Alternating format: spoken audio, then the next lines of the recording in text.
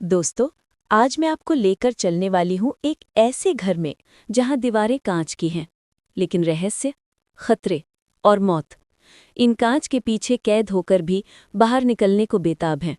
ये कहानी है 13th घोस्ट्स की, एक ऐसी दानवी मशीन की जो इंसानों को नहीं, उनकी आत्माओं को ज़रूरत के हिसाब से पकड़ती है। और ये कहानी शुरू होती है एक डरावनी रात से। रात का वक्त, एक विशाल ऑटो ग्रेवयार्ड। पुलिस टेप लहराती है, हवा भारी है। अचानक दूर से एक भारी ट्रक आता है और सीधे ग्रेवयार्ड के अंदर घुसता है।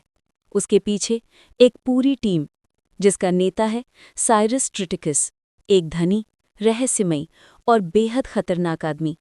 उसके साथ है डेनिस रैफकिन, एक साइकिक, जिसे छूने से ही लोगों का दुख, मौत और तकलीफें दिखने लगती हैं। आज उनका टारगेट है द ब्रेकर, एक भयानक, हिंसक आत्मा जो अपने शिकार को टुकड़ों में तोड़कर मारता है।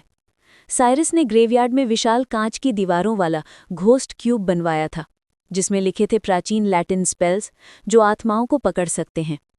मगर जैसे ही चैंट्स शुरू होते हैं, ब्रेकर बाहर आ जाता है, अदृश्य, उग्र और मारक। टीम के कई लोग पल भर में खून के छींटों में बदल जाते हैं। रैफकिन देख रहा है सब, डर और दर्द दोनों उसके चेहरे पर साफ है। आखिरकार ब्रेकर क्यूब में फंसता है, पर इस लड़ाई में साइरस खुद मारा जाता है, गले में धंसे एक धातु के टुकड़े से। और इसी खून खराबे के बीच पहली बार हमें इशारा मिलता है, ये सब एक बड़े खेल की सिर्फ शुरुआत है। सालों बाद हम मिलते हैं आर्थर क्रिटिकस से, साइरस का भतीजा, एक स्कूल टीचर जिसके जीवन में एक भयानक आग ने सब बदल दिया था। उसकी पत्नी जीन आग में मारी गई थी और आर्थर अकेला रह गया है 2 बच्चों कैथी और बॉबी के साथ। घर छोटा है, जिंदगी तंग है, लेकिन परिवार जिंदा है किसी तरह। एक दिन दरवाजे पर एक वकील आता है और बताता है कि आर्थर को उसके मरे हुए चाचा साइरस ने एक विरासत छोड़ी है। विरासत? एक अनोखा कांच का घर, पूरी तरह से ट्रांसपेरेंट, फ्यूचरिस्टिक, अजीब सिंबल से भरा, और साइरस की लाइफ्स वर्क बताया जाता है। आर्थर की फैमिली खुशी से घर देखने निकलती है, लेकिन साइरस के इस तोहफे में कुछ ऐसा छुपा है जो उनकी जिंदगी हमेशा के लिए बदल देगा। बाहर से घर एक आर्किटेक्चर का मरकमा है, अंदर हर दीवार कांच की है, हर कोना चमकता है और हर जगह खुदे हुए हैं रहस्यमयी स्पेल्स। पर जैसे ही वे घर में प्रवेश करते हैं, साइरस की रहस्यमयी मशीन धीरे धीरे एक्टिवेट होने लगती है। नीचे बेसमेंट में गियर्स घूमने लगते हैं, कांच की दीवारें खिसकने लगती हैं। साथ ही आता है एक अजनबी, नकली बिजली वाला, डेनिस रैफकिन। वो आर्थर को चेतावनी देना चाहता है कि ये घर खतरनाक है, पर आर्थर उसे पागल समझकर अनदेखा कर देता है। उधर बच्चे घर एक्सप्लोर कर रहे होते हैं। कैथी अपनी नई बाथरूम पर फिदा है, पर हमें दर्शकों को घोस्ट व्यू ग्लासेस से दिखता है कि टब में एक खून से लथपथ सुइसाइड घोस्ट उसे ताक रही है। आर्थर को अंदेशा भी नहीं कि ये घर वास्तव में है क्या। घर की सबसे बड़ी हकीकत है बेसमेंट में कैद 12 अत्यधिक खतरनाक आत्माएं। The first born son, the torso, the bound woman, the withered lover, the torn prince, the angry princess, the pilgrims, the great child and dire mother, the hammer, the jackal, the juggernaut. ये सभी Cyrus ने वर्षों में पकड़े थे। हर कैद कांच में प्राचीन स्पेल्स लिखे थे ताकि वो बाहर ना आए। मगर अब गियर्स एक्टिवेट हो चुके हैं, डोर्स खुलना शुरू हो चुके हैं, घोस्ट्स आज़ाद होने वाले हैं।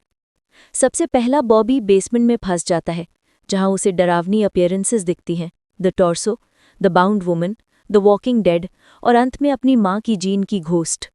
कैथी अपने पिता से बिछड़ जाती है और तभी आता है हाउस का सबसे खतरनाक घोस्ट, द जैकल, एक मानसिक रोगी की आत्मा जो पिंजरे वाले हेलमेट में बंद, लंबे नाखूनों, जंगली ताकत और पागल डरावनी चीखों से हमला करता है। जैकल कैथी को सीलिंग तक घसीट ले जाता है। डेविड हेल्पलेस, बिना ग्लासेस कुछ नहीं देख पाता। तभी एंट्री होती है कलीना की, एक घोस्ट लिबरेटर। वो फ्लेयर फेंकती है और जैकल पीछे हटता है। कलीना बताती है कि ये घर कोई घर नहीं, मशीन है, एक मशीन जो 12 घोस्ट्स की शक्तियों से चलती है और 13वें घोस्ट के बलिदान से एक्टिवेट या डिस्ट्रॉय हो सकती है। आखिर साइरस ने इतनी आत्माएं क्यों पकड़ी? क्योंकि वो बनाना चाहता था दी ऑक्चुलरिस इन्फर्नम, दी आई ऑफ हेल, एक ऐसा दानवी यंत्र जो भविष्य पिछले सभी ट्रूथ्स दिखा सकता था। जिसका मालिक बनता वो लगभग भगवान जैसा बन जाता।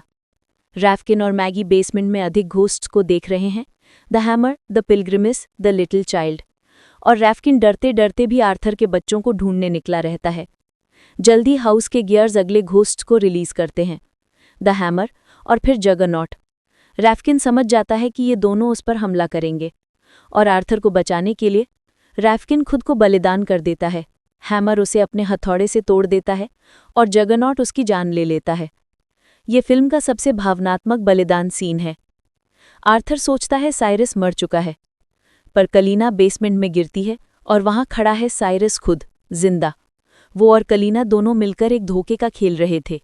साइरस ने कलीना को इस्तेमाल किया, घोस्ट को इस्तेमाल किया और अब आर्थर और उसके बच्चों को अगला मोहरा बनाना चाहता है। साइरस का असली प्लान आर्थर को 13th घोस्ट बनने पर मजबूर कर देना, यानी उसे खुद मरना पड़ेगा। कलीना उसके लिए रास्ता साफ कर रही थी, पर साइरस उसे भी मार देता है, अपने ही हेडक्वार्टर्स में मूविंग वॉल से कुचलकर। अब 12 घोस्ट एक्टिवेट हो चुके हैं। ऑक्यूलस के विशाल मेटल रिंग्स घूम रहे हैं।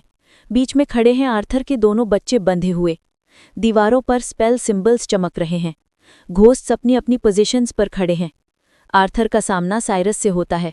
2 पंचेस, खून और झगड़े के बाद साइरस खुलासा करता है कि ये सब एक ट्रैप था। तभी चैंटिंग बंद हो जाती है। मैगी ने बेसमेंट में मशीन को छेड़ दिया है। ये रोकना आर्थर को एक मौका देता है। आर्थर ग्लासेस पहनकर देखता है कि साइरस भूत नहीं, सच्चा इंसान है। और तभी 12 घोस्ट साइरस को पकड़ लेते हैं। उसे उठाकर सीधे उस स्पिनिंग मशीन में फेंक देते हैं, जहां वो अपनी ही मशीन के नीचे चिथड़ों में बदल जाता है। अभी भी ओक्यूलेरिस टूट नहीं रहा। किड्स बीच में फंसे हैं। चारों ओर घूमती हैं तेज धार वाली मेटल रिंग्स। आर्थर दौड़ता है और अपनी जान की परवाह किए बिना स्पिनिंग ब्लेड्स के बीच कूद जाता है। एक बेहद खतरनाक स्टंट, पर वो सफल होता है। वो बच्चों को बाहों में लेता है, अपनी पूरी शक्ति से उन्हें ढालता है। और तभी मैगी की छेड़खानी से मशीन ओवरलोड हो जाती है। कांच की दीवारें टूटने लगती हैं, गियर्स फटते हैं। पूरा घर एक विशाल ब्लास्ट में ध्वस्त हो जाता है। आर्थर, कैथी और बॉबी तीनों बच जाते हैं। ऑक्यूलेरिस इन्फर्नम पूरी तरह नष्ट हो चुका है। मशीनरी के मलबे से बाहर निकलते हुए उनके सामने एक आखिरी बार दिखाई देती है जीन की आत्मा, शांत, मुस्कुराती हुई, और फिर हवा में विलीन हो जाती है। परिवार खंडरों से बाहर आता है। मैगी भी जिंदा निकलती है और गुस्से में अपनी नौकरी छोड़ देती है। आर्थर अपनी बच्चों को कसकर गले लगाता है, जानते हुए कि साइरस की लालच, घोस्ट की कैद और ऑक्यूलेरिस इन्फर्नम सब खत्म हो चुका है और क्रिटिकस परिवार अब सच में आज़ाद है। दोस्तों, ये थी 13 घोस्ट्स की पूरी कहानी। एक ऐसा घर जहां कांच की दीवारों में कैद थीं आत्माएं और जहां लालच, विज्ञान और काले जादू की सीमा टूट जाती है। इस कहानी में एक पिता के प्यार ने साबित कर दिया कि भूतों से भी बड़ी ताकत एक परिवार की एकता होती है। अगर आपको ये वीडियो पसंद आया हो, कहानी आपको रोमांचित कर गई हो, तो वीडियो को लाइक ज़रूर करें और ऐसी ही गहरी सिनेमैटिक हॉरर कहानियों के लिए हमारे चैनल को सब्सक्राइब करना बिल्कुल मत भूलिएगा। नीचे कमेंट में बताइए, क्या आप चाहते हैं कि अगले वीडियो में हम किसी और हॉरर यूनिवर्स की गहराई में उतरें या किसी और फिल्म का रहस्य उजागर करें। मैं मिलूंगी आपसे अगली कहानी में, एक नए सस्पेंस, एक नई दहशत और एक नई मूवी एक्सप्लेन्ड के साथ। तब तक सुरक्षित रहें और याद रखें, कुछ दरवाजे खुलने के लिए नहीं होते। Thanks for watching. See you in the next video.